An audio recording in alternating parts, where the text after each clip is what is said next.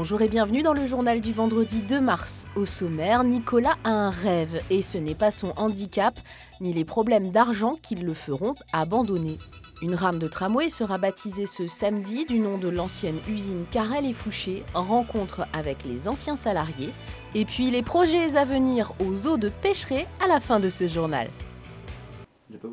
Dans sa chambre, au mur, son tout premier dollar accroché comme un trésor.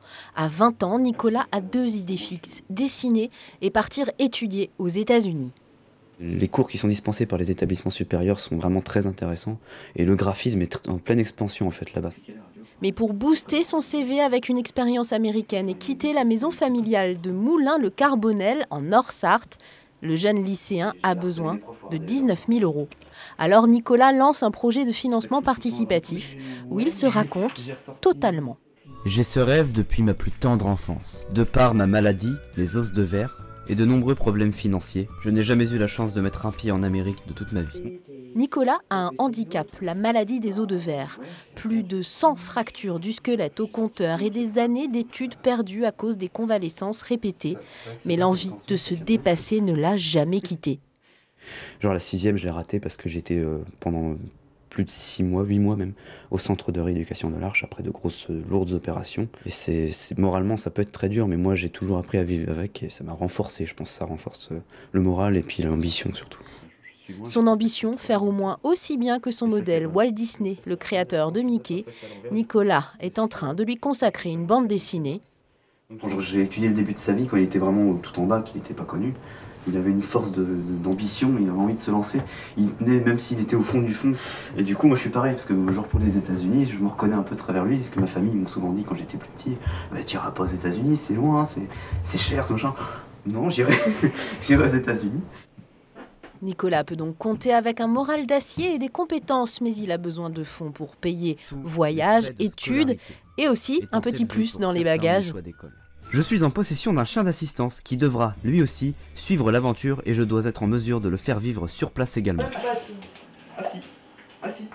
Oui, les États-Unis, c'est pas inaccessible. S'il y en a qui l'ont fait, pourquoi pas moi je pense que j'ai le niveau. Après, c'est vraiment le financement qui pose souci, mais le niveau, il est là. Pour le soutenir, rendez-vous sur la plateforme WeDo, Mon rêve, étudier à l'étranger.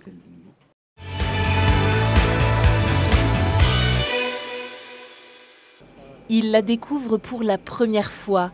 La rame de tramway qui sera baptisée samedi au nom de Carrel Fouché, l'emblématique entreprise de construction de matériel ferroviaire a employé jusqu'à 900 personnes, un pan d'histoire remis sur les rails.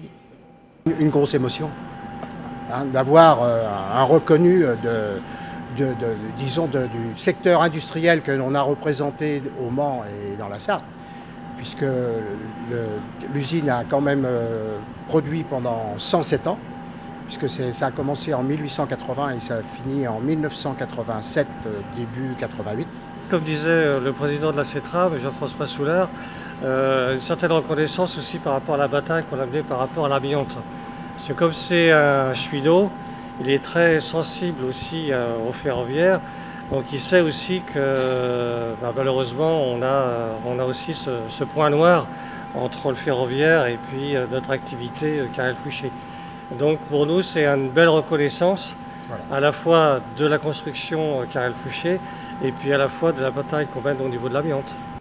Auparavant baptisée Cénomane, la rame est en circulation depuis 10 ans. C'est en novembre que l'association a appris la nouvelle. Un collègue qui se trouvait à Saint-Martin-de-Pontlieu, qui attendait le tram, qui a vu Carrel Fouché, il est resté figé, il n'a pas pris le tram, il a attendu l'autre.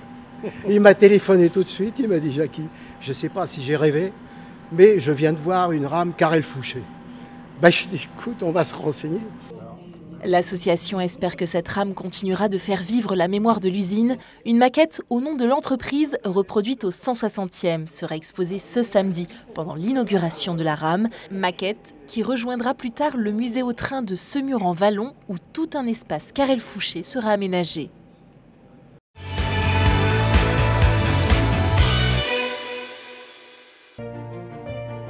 Le département de la Sarthe veut développer toujours plus son attrait touristique. Un enjeu pour l'emploi local et le dynamisme de l'ensemble du territoire. Et les derniers chiffres avancés par l'agence Sarthe Développement sont encourageants. Entre 2015 et 2016, le nombre de visiteurs de passage a augmenté de près de 11%. Les nuitées en hôtellerie et chambres d'hôtes ont augmenté, elles, de 3% et quelques. Mais pour attirer, il faut investir. 160 millions d'euros entre 2007 et 2021 sont prévus.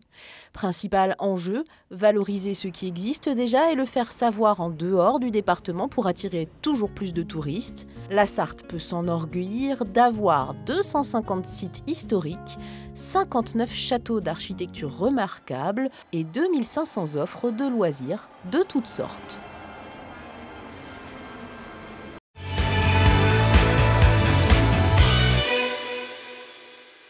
Du mouvement à l'ESAT du domaine de Pêcheret. Si la direction ne change pas, il y a un nouveau à la tête de l'atelier Zoo. Il a pour projet de soigner particulièrement la mini-ferme. Et on sait que c'est un point fort pour le parc. C'est un petit peu le rendez-vous des enfants, mais aussi des grands, qui rentrent dans des enclos de contact, qui peuvent, ils peuvent donner des granulés aux chèvres, aux moutons, etc. Donc c'est un endroit finalement où le visiteur passe beaucoup de temps. Donc on transforme en ferme du monde avec l'arrivée de races peu connues du grand public, qui viennent pour certaines d'origine d'Afrique, d'Asie, mais aussi quelques races françaises, on y tient.